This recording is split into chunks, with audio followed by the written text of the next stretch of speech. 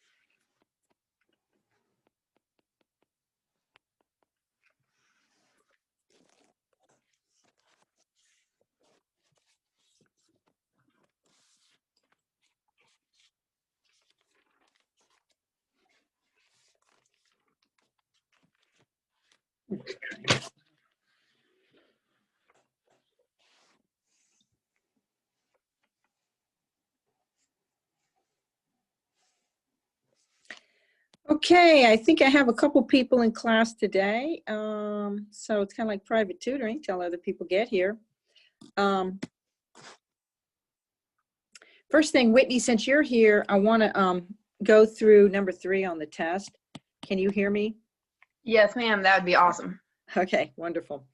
Okay, so you had, and by the way, it was a very common mistake, but it really, really shows why you have to use Kelvin. So you had a sample of gas and pressure didn't matter. So virtually you had V1, T1 equals V2, T2, right? Okay. And you didn't need to worry about pressure. So the first volume was 52 liters. So no matter what, is that right? 52? 56, sorry, 56 liters, 56 liters, okay. So no matter what, okay, it doesn't matter what the temperature is, if it went down by half, then the volume went down by half. So the answer is 28 liters. Okay, now here's why you can't just use Celsius. Okay, so a lot of people said, okay, if it started at 200 Celsius, it went down by half and it went to 100 Celsius. You can't do that, okay? You can't do that. So you have to add the 273 here, and that's 473 K, and you have to take half of that, which is like well, let's say I think it was like 238 or something like that K, okay? So if you add to the 100, if you add 273, that's 373 K, and that's not the same thing. Yep, that makes so much more sense now. And, you know, when you think about it, you know, I think since everything was a calculation, you get very caught up in the calculations and the equations. But if you just think about what Charles' law is, which is V over T, 26 liters even if you did half the pressure or half the temperature, it's simply, half. Okay. Yeah. So simple little question, but it does exemplify and shows the importance of that Kelvin temperature scale. Okay. So their zeros are at a different place. Definitely. I hope that helps. Yeah, that makes so much more sense. Okay. It's like common sense when you talk about it that way. I But know. And that's the was hard part about this, online, because what's happening is most of you are not getting to the homeworks and the quizzes before we have our Zoom to study for the test. And it's, I don't feel too good about that. I need some questions. So, oops, let me let him in. Admit. Okay. Oh, what was that? Let me get this thing here. Yes, PivNerd, PV equals NRT can be used for so many things, and you can just cross out what you don't need for sure. And this one was just a case of, comparing. You could use PivNerd 1 equals PivNerd final or whatever. So you can use it for a lot of things. So. All right, so let's, by the way, does anybody have any other questions about what was on the test? I was pretty impressed overall. Oh, the one thing, this cost some people a few points because bromine is diatomic. And so 1 mole of it is 160 grams, not 80. And I didn't mean for that to be, I think it was in probably 2 different questions, maybe. I'm not sure.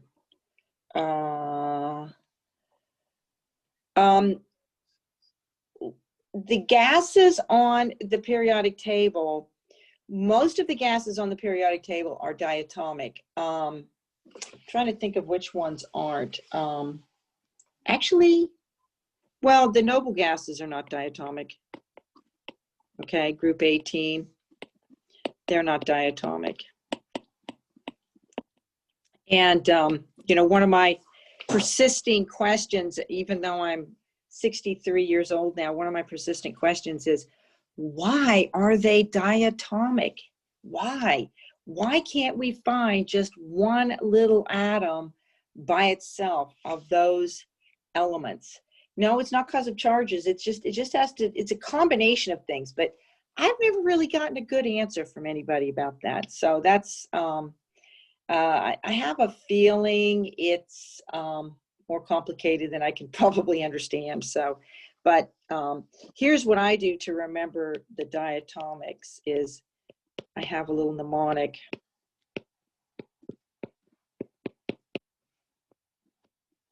Brinkelhoff. There it is. There's the diatomic molecules. So if you just remember that mnemonic, Brinkelhoff, those are the ones that are diatomic. Was there another problem on the test that I could go over? That doesn't mean I won't go over them if you look at it later. I can do that in the next Zoom too. I found a second mnemonic that I'd like to share, if that's okay.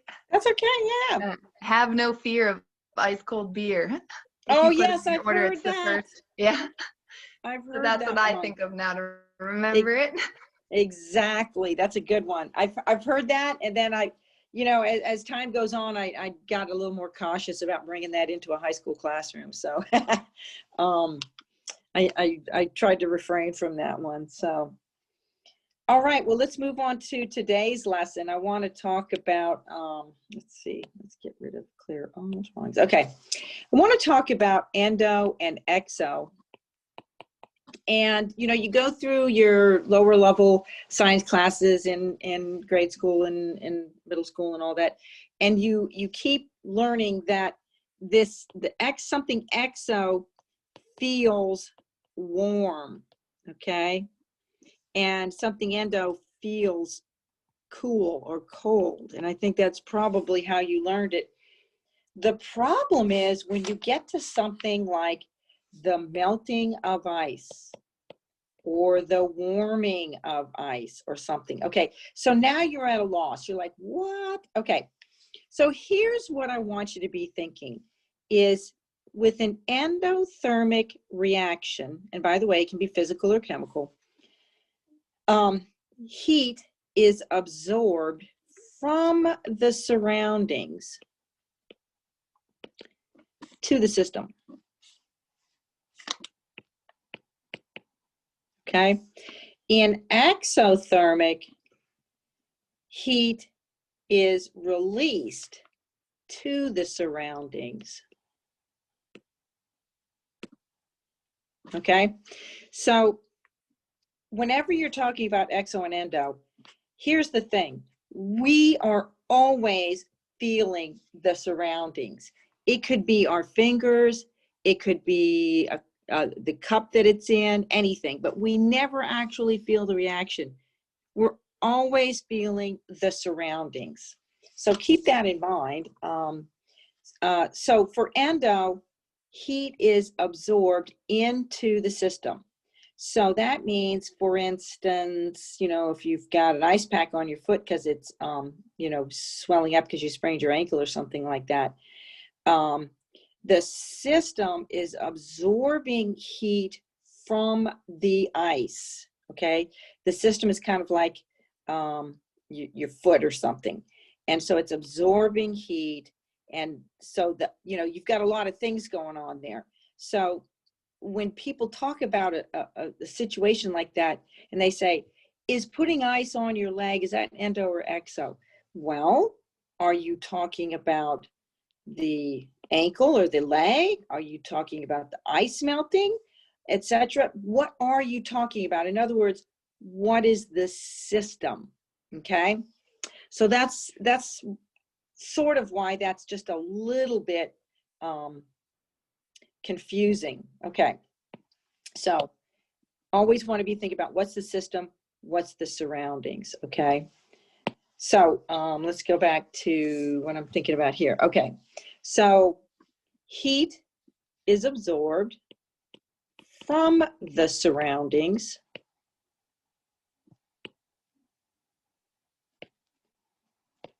and the opposite over here. Heat is released to the surroundings.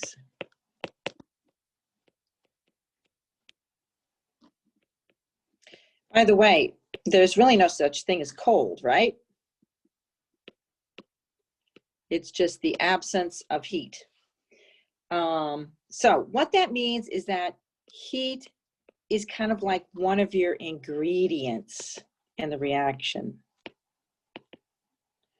So in other words, if you have a reaction of A going to B, heat is a reactant.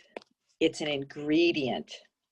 And for exothermic, for a reaction of A going to B, heat is produced. In other words, heat is on the product side.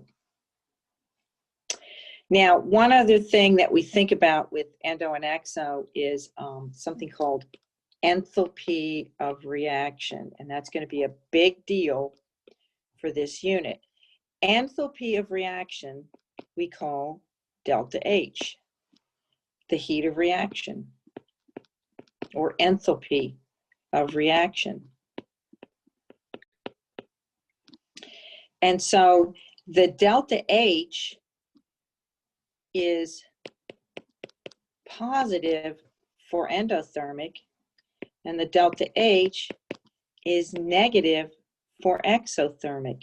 And the reason why, you had a little diagram in your book where the reactants started here and you had to go up to get to the products. In other words, you had to add heat. And then your energy diagram for exothermic was your reactants started here and you went down. They're lower in energy. And that's why delta H is negative. Okay.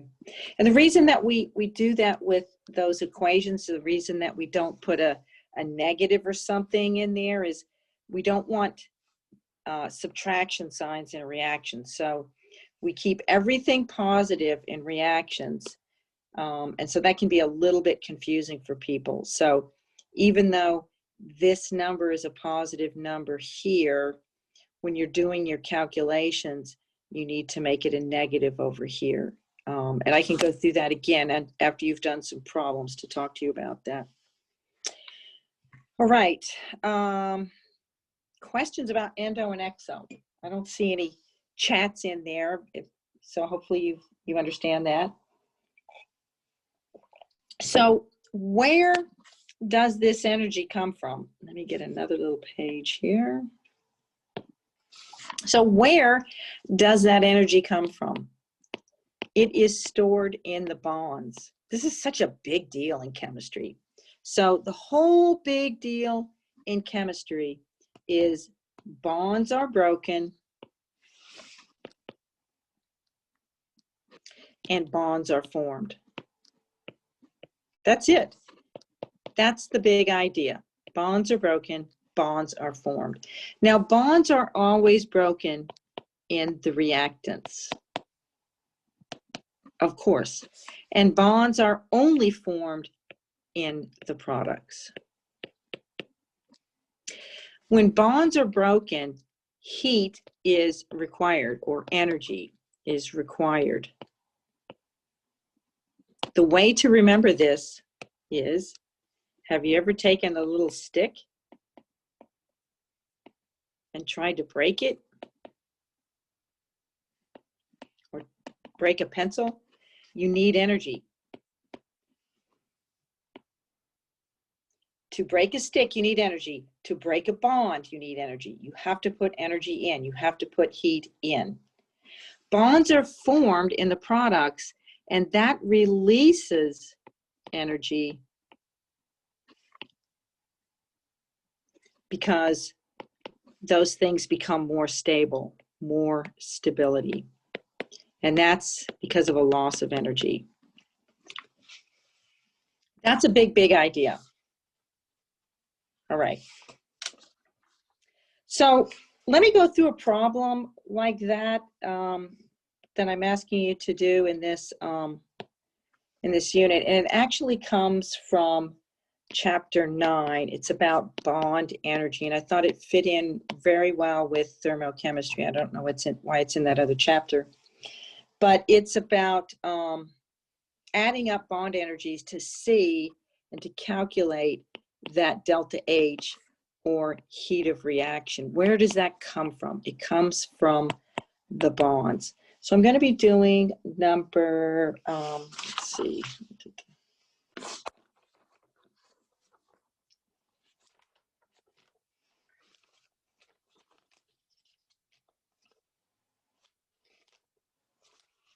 Chapter 9 somewhere. Okay.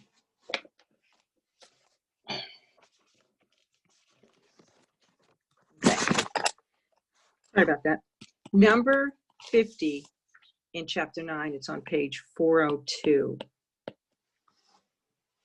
And it's asking you to use bond energies to find the enthalpy or the heat of reaction. Remember, enthalpy is just a fancy word for heat, okay?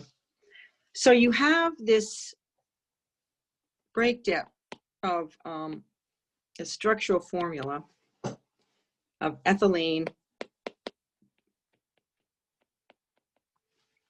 combining in a substitution reaction or addition reaction with hydrogen bromide, forming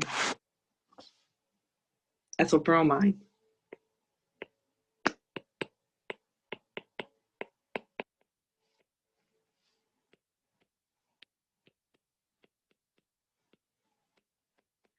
Okay. Now, don't go around memorizing these bond energies. There's a table in chapter 9 for that. And that's definitely not something you want to memorize. But if you go to that table, you will find that, let me get a different color here, that each of these bonds each carbon to hydrogen bond is 413 kilojoules per mole. And you have 4 of those, okay? 1, 2, 3, 4. You have a double bonded carbon, and as you can imagine, that probably takes a lot of energy. In fact, it does. It takes 614 kilojoules per mole. You only have 1 of those, okay? Let's do that one. I'll do that one in blue. Okay. And you have this one right here, the hydrogen to bromine, which is 36 per mole. Okay, so that adds up to 2629 kilojoules per mole. All right, now remember, for endothermic, for reactants, you're putting energy in, okay? Energy in, requires energy. Now for the products, it's coming out. This is becoming, the reason it's reacting is because this is more stable, and something more stable has a lower energy configuration. So we've got, let's look at our carbon hydrogens again. We've got them as red. We've got 1, 2, 3, 4, 5. We've got 5 of those carbon to hydrogens. And we've got kind of a new one there. This carbon to bromine is 276.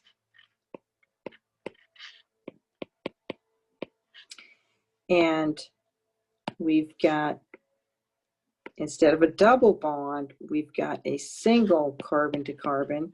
And as you can imagine, that's probably going to take less than 600, and it does, 347. So that's an easier bond to break if you have to break it. Okay, so that adds up to 2688 kilojoules per mole. And remember, in the products, energy is released, okay? So all you do is take these two numbers, put them together, and you end up with, I think, is that a negative? Somebody do that for me. It's got to be negative, right? It's a negative something or other. I forgot to do the end calculation.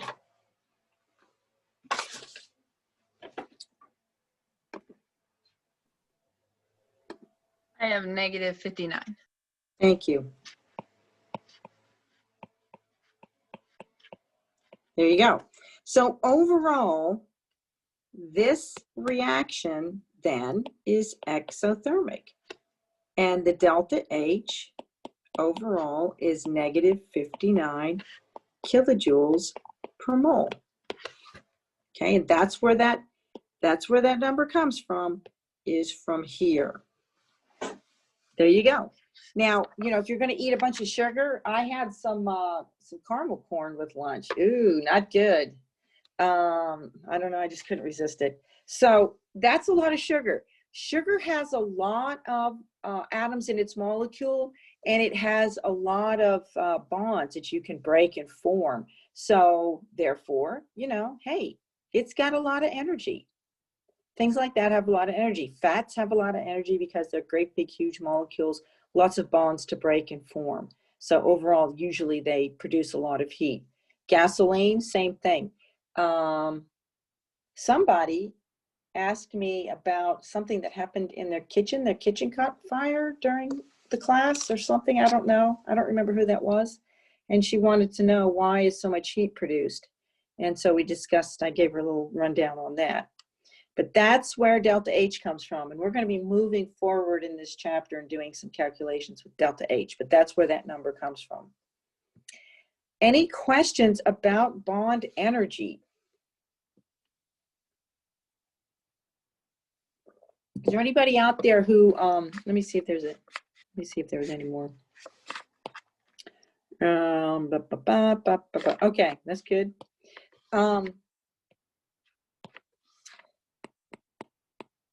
if anybody thought of any other questions from the test, let me know.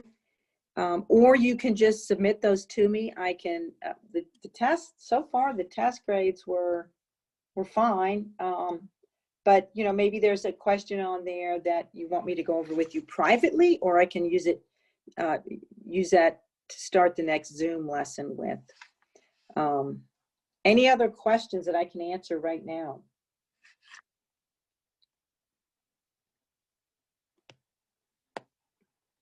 That's it? All right. I do need to tell you that on Thursday, I'm going to be on a plane right when the Zoom lesson is supposed to happen. So is that how you spell plane, or is it like this? I always forget. I don't know. I'm going to be on one of them. I think it's this. And so I will be on a plane, but I will try to make that up to you by making a small video like I did for the last chapter and sending some of those out. And then if you will send me your questions, if any at all, I will put in an extra Zoom lesson if I need to. So send me questions, please. Anything else from the test I can answer? All right, that's all I've got to talk about. Anybody need to do anything else? I got good. Oh, that's not good. So if you will, Kiet, if you'll do the labs that you can, just do the ones you can, as many as you can, and start getting them turned in. And obviously I'm not counting those late. So do the ones.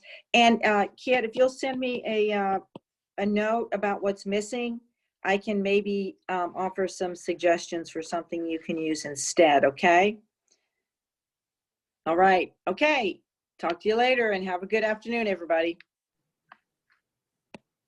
Thanks. Have a good afternoon. Thank you.